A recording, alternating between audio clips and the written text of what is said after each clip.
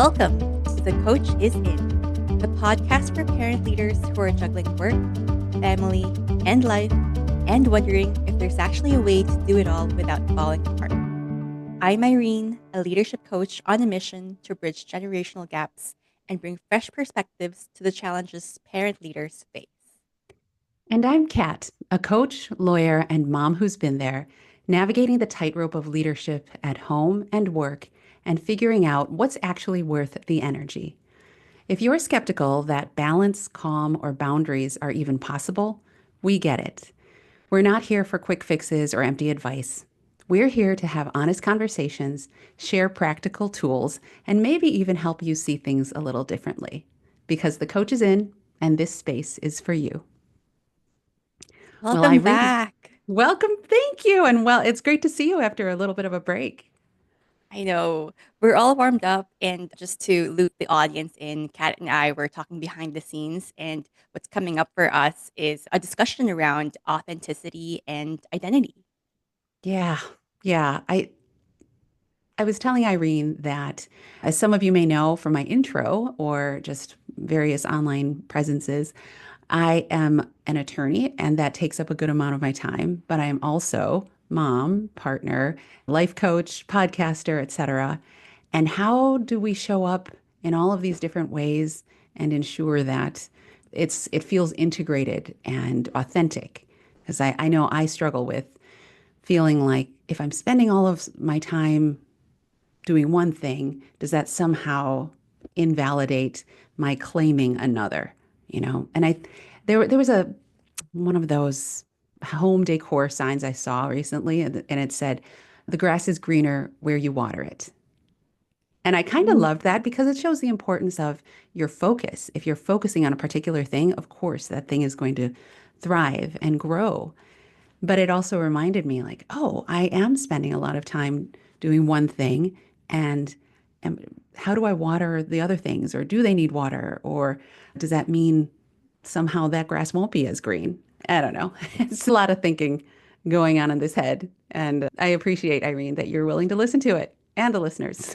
Of course. I thank you for sharing. So when you were talking about that, I was just thinking about how, oh, what a time to be alive, because I don't think the previous generation had this privilege, because they were very singular in their goal, which is like, I need to take on a job that could sustain me and my family financially and economically, right? Like that was the goal.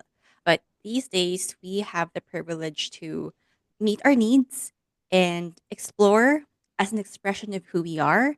And, with that privilege comes an unexpected problem of like, where do you invest yourself in? Because there's so many ways you can get pulled into. There's so many interesting things that's happening around the world right now, and how we could leverage the current opportunities of the times to express ourselves. Mm, that's a really good point. I think that sometimes it's easy to forget that the problems we contend with, of course, living in the States, it's a totally different environment than some other places. But speaking for myself and, folks that have gainful employment living in the States, there's so many things that we don't have to contend with that are much more need-based, like finding your next meal, or to your point, just that if we were in a time of war or if we lived in a place that was less politically stable, although who knows what's coming next with this administration, but it is a kind of luxury to have the problems that we have. It is a luxury, but I can't imagine not being able to express myself through my work. And so this conversation is taking an interesting turn because I was just reading this book by Barbara Stanny or Barbara Hudson. I'm not sure what her maiden name or married name is, but the book is called Secrets of Six-Figure Women. And she differentiates between two different kinds of high earners, which is one, people who love their job and express themselves through their jobs. Whereas the other ones, the hard earners, are the ones whose goal is to make more money, but they might not necessarily be happy with their job. And in fact, they might be just trading off their time and energy for a different resource, which is money. So it describes to me the difference between someone who is in survival mode and someone who is actually thriving, Mm. because you can achieve financial independence and success and also be able to express yourself and do good for shape the world the way that you imagine it, shape the world according to what you want it to be, right? You have that impact. Yeah. This is making me think of that quote, be the change you want to see in the world, advocating for what you believe in and taking action to support those causes and beliefs that you support and hold dear. And something that's so important that was coming up as you were talking is sort of understanding like the various ways that one can show up in support of your values. So, like supporting your family doesn't just look like 6 hours a night with your kid in person, sitting alongside them and catering to all their needs. That is one way it could show up. But it could also mean that you find an activity that you love that allows you to take a break from the stresses of day to day in your work. And then you show up as a better parent when you are with your kid for a shorter amount of time. Or, seeing going to work or seeing going to the gym as almost indirectly supporting those end goals of family because you're maintaining your health, you're providing an income that gives your kids and your partner what it is that they to support their lifestyle and their needs. So I kind of love this idea of, and I don't know if this is what you were getting at, but what it's bringing up is like shifting our mindset to allow for different things to support the values that we have. Like, because high earners and hard earners, is that what you were saying? Like Mm. it's an interesting idea that a lot of us feel like maybe you have to work hard or you have to do something that maybe you don't love to, or if you do what you love, it's not going to make you as much money. Like there might be this. I know I certainly feel like there's probably because I grew up as a creative or like had a lot of creative pursuits, but like there was this either or mentality of if I am creative or if I want to do something creative, I have to endure financial instability. But if I want financial stability, I can't do something that's highly creative. And ultimately figuring out a way where those two can live a little closer and there isn't this false dichotomy that, you know, exists, and figuring out like what are those values and what are the ways that you can show up. There's so many different ways that you might be able to show up in support of yourself and in support of others and hold those values up. So I guess exploring all the different ways that, once you've identified something that you love, finding out all those different ways that you can embrace that. Like it doesn't always just mean like I feel like I'm in a pretty creative place because I work with a lot of creatives and I work in I support advertising agencies. So that allows me to kind of think creatively and be touching creative things and working with folks that are, constantly in design thinking mode. So that scratches the itch. But had I only assumed that like creativity meant putting a paintbrush to a canvas and, renting a studio space, that would have been really, I think, limiting for me. So the importance of exploring all the ways that the things you value can show up in your life, I guess, is my big takeaway. Touched on so many good points there. Let me start with what I picked up on, which is that I think there's a certain undoing that we need to do from the messages that we have received from the older generation, being that like, hey, you should only take on jobs that are stable, that are high paying. And we're not discounting that advice. It's great advice, right? Like it's gonna give you stable ground to stand on, but if you were to push that further, because I've spoken with a lot of immigrants who, at this point in their lives, they're no longer doing things for the money. So that's kind of like gives me a peek into their experience where, like, figuring out what you want to do and exploring your creativity and how you want to earn your money, that in a way that feels authentic to you and in a way that allows you to express your identity, it takes time. So, like I'm pretty sure they started their careers doing jobs that they just like had to put their head down and really do the work so that they can get to a place where, hey, I'm not struggling anymore and like I have enough of a cushion to start exploring, right? So that's the first touch point that I was like, oh yeah, Kat did mention this a while back about like how you choose your profession, but that pivot is where a lot of people differ in whether they're gonna take this next step or are they gonna stay where they're at, doing what they know and what they're comfortable with. Oh, that's a personal decision. But for people who take the pivot and explore different careers, the I think you also mentioned the discovering your values, which in itself could take time because like you might not have known that oh you valued creativity and you might discover that in your early 30s, late 30s, however wherever you're at in your journey, right? Like there you respect your own pace. There is no one way to do things. And to that point, I wanted to bring up this idea of a hierarchy of values because obviously, yes, we need to be able to financially be stable before we can explore those things, right? So maybe that comes first and foremost.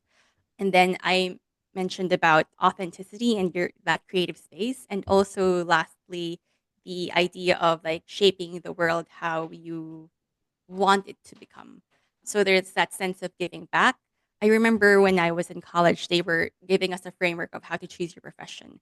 And if I could give myself my younger self advice, it's that I don't need to have all of those values present all at the same time. I could take it one at a time because if you have too much constraints into how you're choosing profession, it can be very limiting. And to put the responsibility of shaping the world on your shoulders when you don't even know how to take care of yourself is a big ask. And it might paralyze someone who does want to do good for the world but can't even take care of themselves. Mm-hmm. I like how you point out that it's almost like there's this phrase, trying to boil the ocean, that sometimes you have to prioritize or put things in a certain order because trying to tackle them all at once can feel overwhelming and might end up to feeling immobilized and not actually making progress in any of those areas or maybe only making progress in one because it feels too hard or too complex or don't know where to start when it comes to moving forward with others. So giving yourself that permission to put things in order and tackle them or prioritize those values makes a ton of sense. I think that what you said resonates a lot. I heard this phrase recently that delays are not denials. So just deciding that, like, I need to take care of my needs first, like paying the bills or figuring out a stable foundation for myself and my family.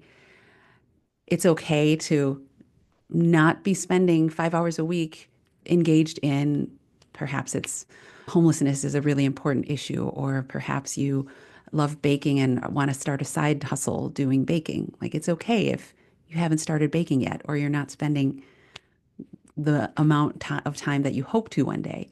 Like the delaying of it doesn't mean it's never going to happen. Mm. And I am a firm believer that when it's important to you, it will happen. So let it sit in the back burner for as long as you want, because when you're ready for it, the thoughts will come, the action will come.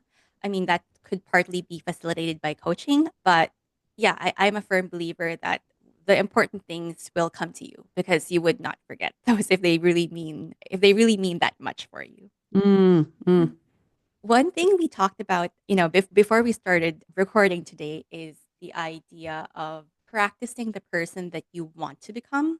Because between the space of where you're at right now and who you want to become, while also remaining true to your values and being authentic to yourself and to the people you want to serve, there can be this space of imposter syndrome, right? Because mhm, you don't want to fake it till you make it, but at the same time, like, yeah, I can't tell you that I'm a great public speaker or a great coach right away. I'm doing the practice rounds. mhm, But the practice rounds are just as real. And I'm working towards becoming a person that could both serve the audience that I meant to serve and feel true to me in a way that does not do me a disservice. Take reels me to a different direction. Mm, mm. That idea of the fake it till you make it thing, it's funny because I feel like there's you don't want someone to not be themselves and then make it in the sense that they've kind of sold others this image or persona. And it's essentially like building a life on a lie, or maybe only acting a certain way to make money or fame or influence. And you're acting in a way that isn't real to you. Or at least I think that's where the negative judgment around that phrase comes up for me. But I think, like you're saying, that action taking is so important and it won't always feel comfortable. So understanding like it may feel like you're faking it and giving yourself permission to feel that, like that imposter syndrome, but it doesn't mean that it's not a worthy experience and it's not important for you to do anyway. Like I think moving back to the coaching and the self-knowledge, understanding why certain feelings and emotions come up in certain situations is important because it can feel like, oh, this is I'm faking it and I'm not being authentic to myself. If you don't know, or if you haven't dug and deeper to figure out like, oh, I'm afraid in this situation because the last time I did this, it didn't work out. Or my parents always said this and that about salespeople, and this feels really salesy to me. So, like, once you've identified kind of those triggers and those biases that might be influencing your gut, you can address them and kind of push them aside and get clearer on, okay, like, is this something I still really want to do? Ignoring everything else. Mm. Does that come up for you Um, too?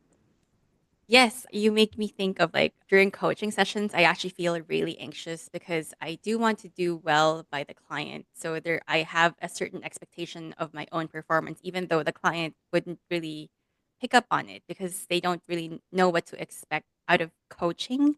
Mm. So I feel the imposter syndrome, I feel the perfectionism.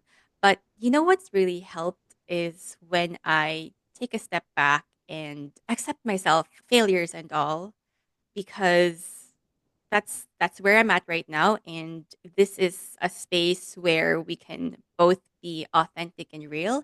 And I find that presence, just being in the conversation like we are right now, helps me be authentic and actually delivers a better coaching experience for my clients. It's making me think of how that phrase of people won't remember what you said, they won't remember what you did, but they'll always remember how you made them feel.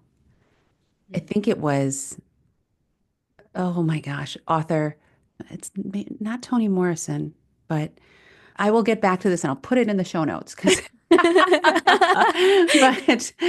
Maya Angelou, that's who it was. But the outcomes of a conversation and of a interaction or a coaching session, that might be what we're worried about. But ultimately, like you're saying, if you're showing up in a certain way and really being a intentional listener, and that will ultimately make them feel better about how the session went and their interactions with you, regardless of the outcome. Yeah. Yeah, I think it just goes to show that we are our own worst critics, because I've never heard a client like really rip through my coaching. A lot of people are actually more understanding and encouraging and supportive than judgmental, because we all are. We're all a work in progress. We're all a work in progress. Yeah. I love hearing that because I think you're right. Like we are allowed to fail. And by putting ourselves out there and doing hard things, regardless of whether we're certain they're going to work out perfectly, which there is no perfect, but you know, it's we are practicing what we preach and modeling the kind of worlds we want to live in. So that's actually what's coming up for me as you were saying that, like, yeah, there's a lot of benefit to allowing yourself to play in that space of authenticity, even if it feels hard, even if you mess up, and there's just a lot of grace that exists there. And sometimes it may surprise you. Hmm. One thing you asked me earlier was how do you know whether the discomfort is just discomfort or whether this is actually a challenge that you're growing into, right? Because there's Mhm. a reason we're trying to change, we're trying to move into that space of discomfort. We're trying to get somewhere. In my experience, as you know, when we're talking about identity, I'm not trying to rush to figure out who I am because that needs space and time to try different things. And you Mm, might find that the experience might be uncomfortable and you get to decide in your own time whether it's uncomfortable because this doesn't feel like who you are mhm, or it's uncomfortable because you are at that cusp of transformation. mhm. I Yeah. think there's a clear difference when with the way that you feel it. Yes. Yeah. Would you say, like, how are the ways? I think we touched on this a little bit when we were talking about the faking it, and under trying to understand why certain feelings may come up. I'm curious what tools to you use to kind of decipher after you've, like you said, experienced discomfort.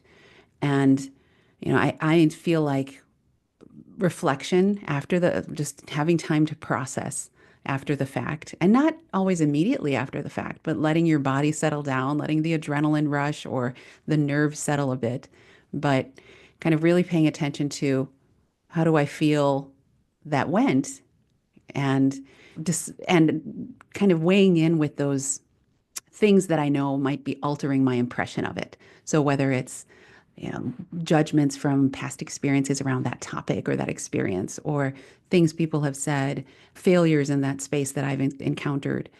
Like, so using kind of my past experiences and understanding of things that might be influencing how I feel about it, as well as like a little kind of post emotional spike, like a physical check to see really how did I feel that went and how am I feeling about that experience. Uh, Mm. yeah, I'm curious how do you approach that discernment post feeling uncomfortable? I think you touched on it perfectly. And let me just like simplify it. Like I think for me the question is, am I doing it for myself or am I doing it for other people? Because Mhm. am I trying to shape who I am to be liked by other people, or is there a version of me that can feel true to me and be of service to others? So just to I guess relate to my personal experience because I was telling Kat about how I'm finally getting to an understanding of my identity, not just as a coach, but like who I am, because it goes beyond coaching now. So I really relate a lot with overachievers who might be putting in a lot of work but don't seem to reap the rewards of their own hard work. And so they end up burning out without any semblance of work life balance. They're not getting paid what they're worth and they're spending way too much time doing the work that they're not getting paid much for. So, yeah, and a lot of that has to do with not setting boundaries, not being able to speak up at work. And you know, I think for people like myself in the past who thought that being smart was the way to advance in the world, being technically proficient and working hard, there are limits to those. And so it's been helpful for me to do the inner work to be able to be better at negotiations and seeking opportunities and doing so that feels authentic to me, not in the way that we see most role models out there, but doing it in such a way that honors my femininity without being seen as weak. Mm, mm. I love that you're touching on like authenticity with that lens of still, or kind of a lens of how can I still accomplish what I want in a way that, yeah, that just feels more, gosh, I'm going to say authentic again. I wish I had a synonym lined up for this, but that it's so important, I think, to when you're approaching difficult decisions in life, whether it's or situations, whether it's asking for that raise or whether it's a job, a career switch, or maybe ending a relationship or trying to reframe and rework the relationships you have with important people in your life, being able to do so in a way that that's true to you so that, you know, you aren't inadvertently showing up. I think it's almost like the journey and destination aspect of things where you want to be able to feel good about how you got there and still be working towards getting there in the first place. So the way you mentioned femininity, and that's like the approach towards your, you want to have that sense of truth as well as still be working, hitting the marks towards getting, accomplishing your goals or, working towards that progress that you're hoping for. Right. And I think we've come full circle from where we started because, to be able to explore your creativity in a way that expresses your identity, but while also making sure that it's practical, it all comes together at the end of it, right? Mm, mm. So, if you were to have kind of a parting thought you wanted to leave folks with after this episode about, authenticity and growth, what would you want people to remember this episode by? Gosh, there's so many, but maybe let's leave the audience with visual analogy. Mm, Your identity is kind of like trying on new clothes. And maybe for a time you like what you see and there will come a time where you're sick of it and you want to change clothes. That's fine too. But I guess finding your identity is trial and error. mm, And you can stay in it for as long as you want until you're ready for your new identity. mm. I love that. It's uplifting, optimistic, makes me feel open. And I think that's the perfect tone to kind of wrap things up with. Thanks for listening to The Coach is In. If something from today's episode made you stop and think or even roll your eyes, don't worry. That's part of the process. If you're curious to hear more, hit follow, leave a review, or share this episode with someone who gets it. Remember, we're not promising perfect answers, but every small shift can make a big difference. Until next time, take care of yourself. The coach is in, and this space is for you.